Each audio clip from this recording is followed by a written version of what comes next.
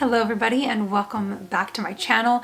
Of course, it's your girl Erin. I realized that I haven't done a monthly creations video for about 2 or 3 different months now. So I figured today we'd sit down and I'd pull out a bunch of my recent creations that I've been working on behind the scenes and just kind of go over the different yarns that I've chosen, what I've made, how I'm gonna pair it, stuff like that. So without further ado, this is gonna be my monthly creations for, I believe, September and October. I actually have a pretty hefty stack of clothing that I've made recently, as well as some home decor, but let's just go ahead and start this off, no particular order. I have been dying over this crochet bralette pattern that I just recently put out on my channel. Now, as you guys can see, what I love so much about a bralette like this one, not only is it pretty much universal, you can wear it with everything in your closet, but I made this tutorial in specific to have more of a scoop neckline.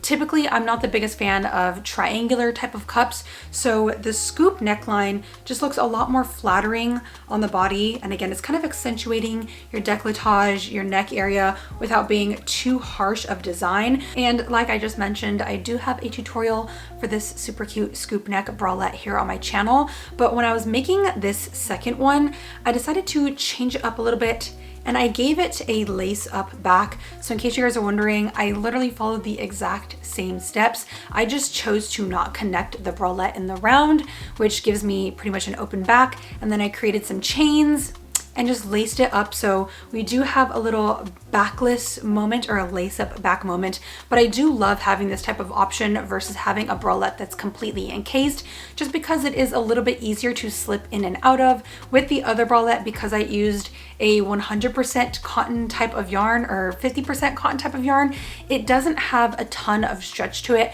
So it's kind of like a little game, a little wiggle to get in and out of it, versus this thing, I can really just unlace up the whole back and I'm not really stretching out my project too much. But if I can remember correctly, the yarn that I used to make this bralette is the Loops and Thread Cream Cotton. Now, I believe the cream cotton is 87% cotton and 13% nylon. I love having a mixed fiber just because you're getting the best of both worlds. So I have been throwing this into the washer and the dryer, and there's literally no pilling. It's in such great condition, and I pretty much wear this 2 times a week, every single week. So it's really held up and stood the test of time. Again, if you guys want to make this for yourself, I do have a tutorial on my channel, so go check that out. Now, another thing that I made in September, and I realized I haven't even shown you guys up until this moment.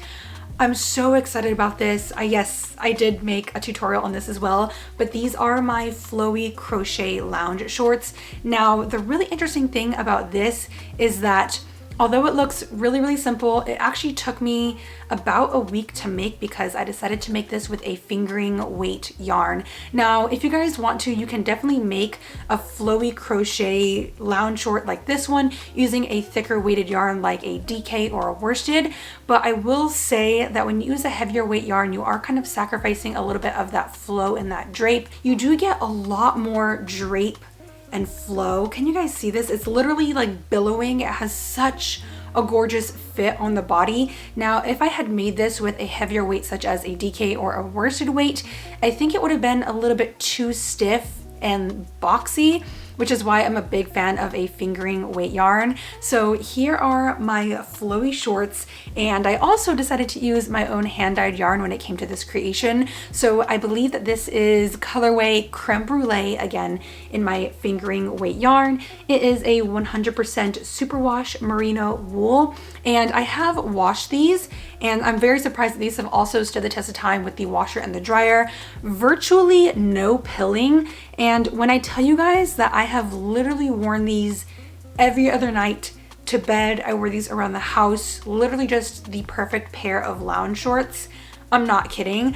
A really fun thing I also did with this tutorial is, instead of making a ribbed band for the top of the shorts, I decided to completely encase my little tie-up strands here. So what I did was crochet a few rows just to give it some thickness and some length, and then I overlapped them and crochet the ends together, which does result in actually like an encased or enclosed top of the short. So I don't know if you guys are able to see, but this little tie strap is completely closed in the top, so there's no way that it's gonna poke out. And believe it or not, the way that I constructed this is very similar to a top down or raglan style creation. So I just started off with my top band, worked several rows until I got to the crotch area, and very similar to my top down raglan style sweaters, once I had about 10 inches or so of height on the shorts, I created a chain from one edge to the other, or one panel to the other, and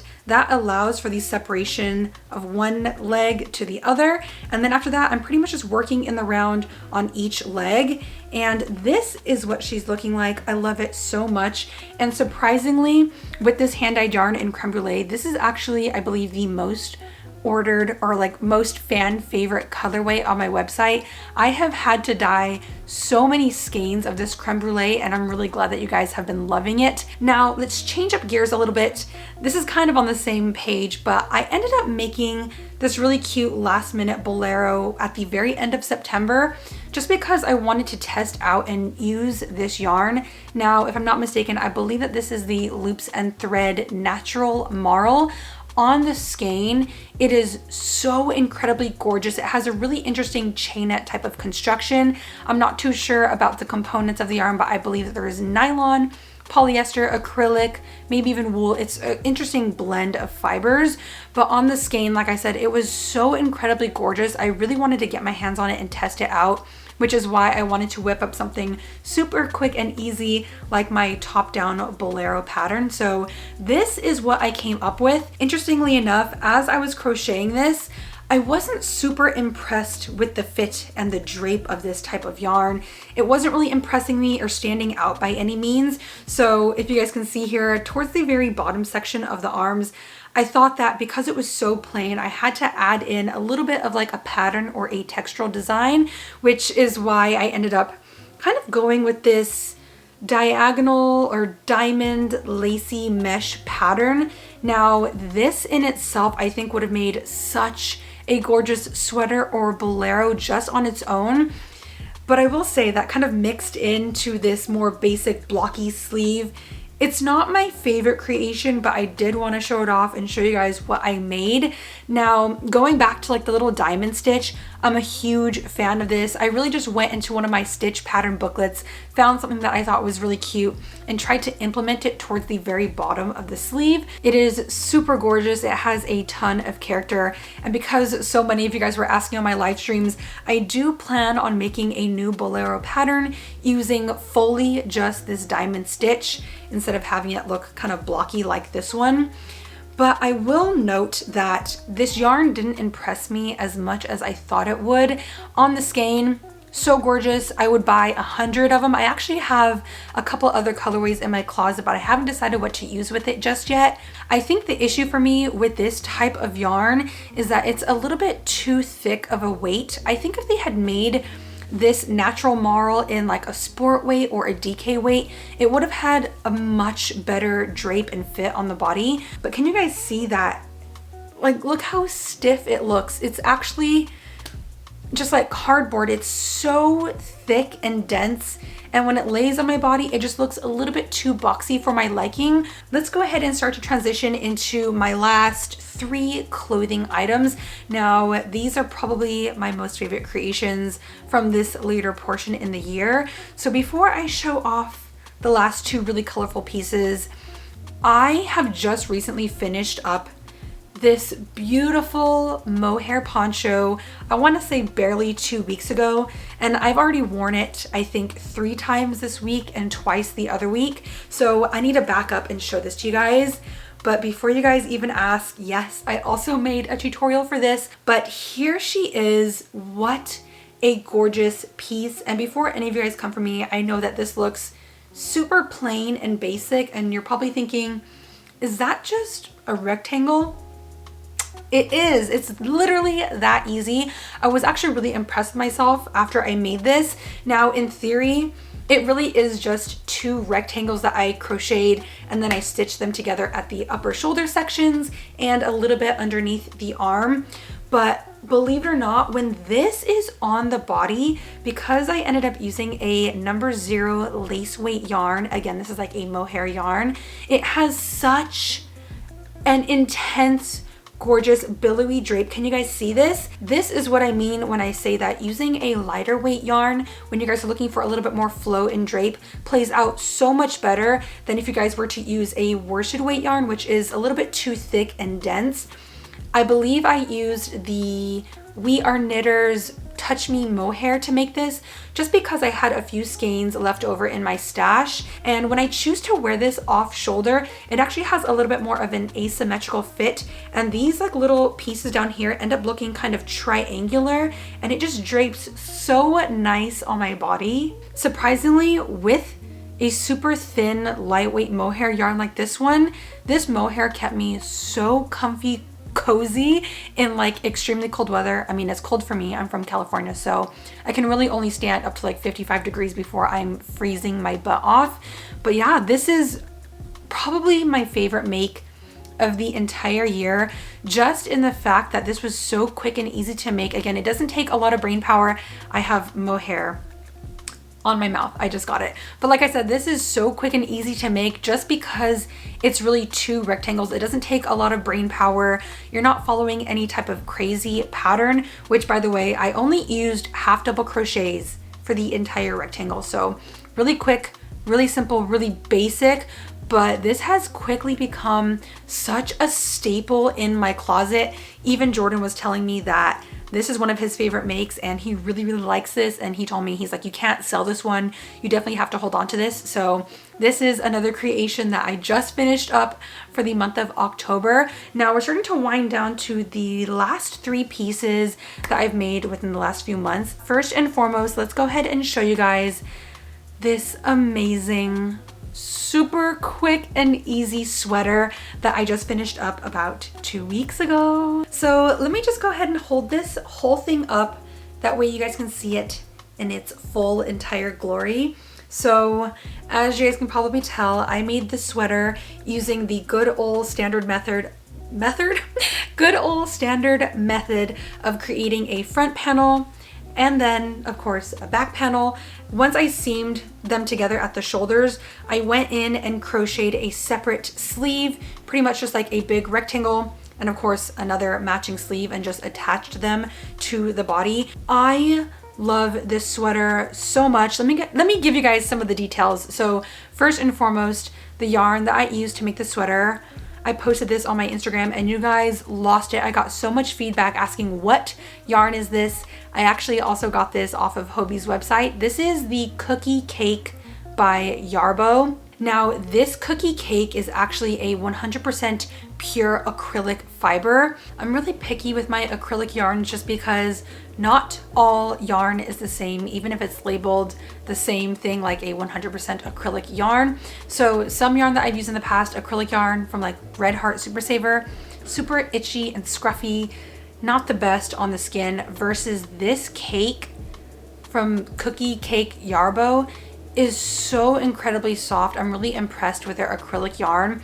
I will mention that there is a slight bit of fuzziness, or like, I don't want to say fleecing because it's not fleeced by any means, but there is like a slight halo with this cookie cake. So I do want to be very, very cautious of this when I throw it in the washer and the dryer, which I'm probably not going to do. I'm probably going to hand wash this again because there's like a fuzz on it. So I just wanted to let you guys know because I had some DMs and questions asking me how I'm going to take care of an acrylic yarn like this one. But honestly, I'm a huge fan of the cookie cakes, and I believe for each cake I get about 600 meters of yarn. So to create this entire sweater, which is kind of like a casual fit woman's size small, maybe just a little bit baggy, I used a cake and a half to make an entire sweater.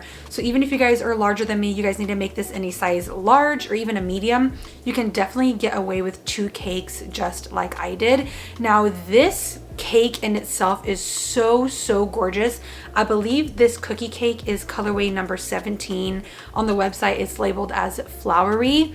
But what caught my eye was just this gorgeous blend and mixture of colors. Of course, we got mustard yellow, creams, tans, bright pops of like a scarlet red, but a little bit of like navy blue, and of course these like mossy green or gray green sections. Oh, even this lavender right here is so stunning. You got like a bright lilac and creamy white. This is such a gorgeous colorway. I would highly recommend this if you guys want to go pick it up for yourself. Each cake I believe was only about $12, and I decided to remake another sweater tutorial just because the previous sweater tutorial that I have on my channel, I just realized that that was made over 2 years ago, and to top it off, it was for like an oversized baggy men's medium. So I definitely wanted to make an updated sweater tutorial, very basic and easy for beginners to follow along to. But this time it is geared a lot more towards a more fitted or casual style fit.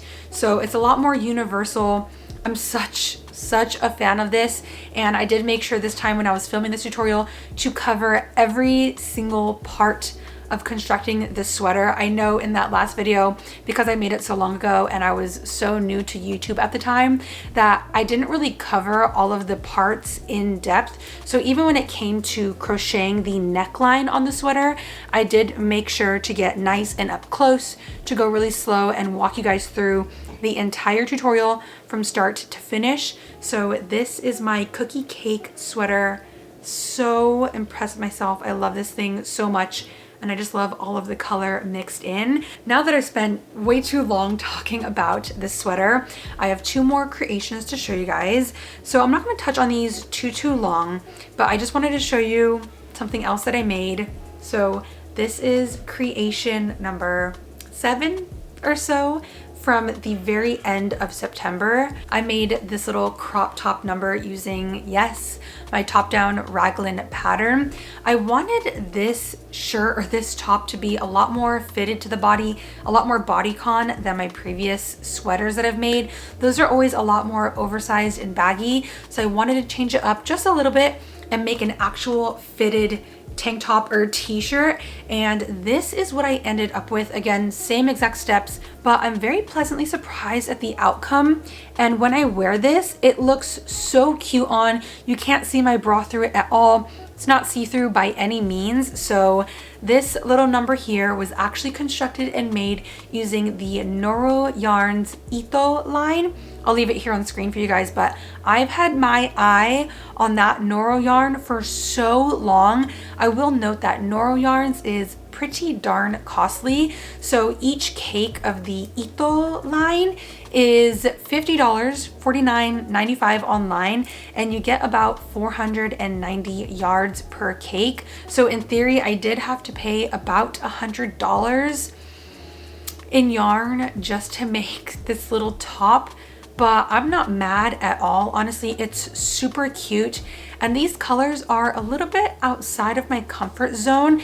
It's such a standout piece. It definitely has a ton of color and personality. Now, something I wanted to show off to you guys really quickly here is this little section down south right here. What I wanted to do was implement the little chains that you guys have seen me use in the past with the chain jewelry and the sari silk ribbon yarn pieces.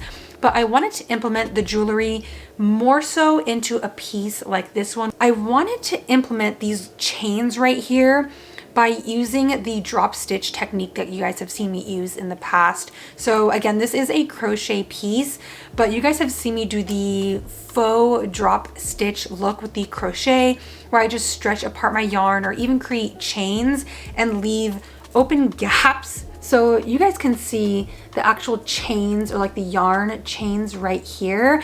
But after I finished up this piece, again, it was still a little bit too plain, just in the sense that there's so much color. It's such a dense piece that I decided to throw on some of these jewelry chains and have them drape across the drop stitch area like this.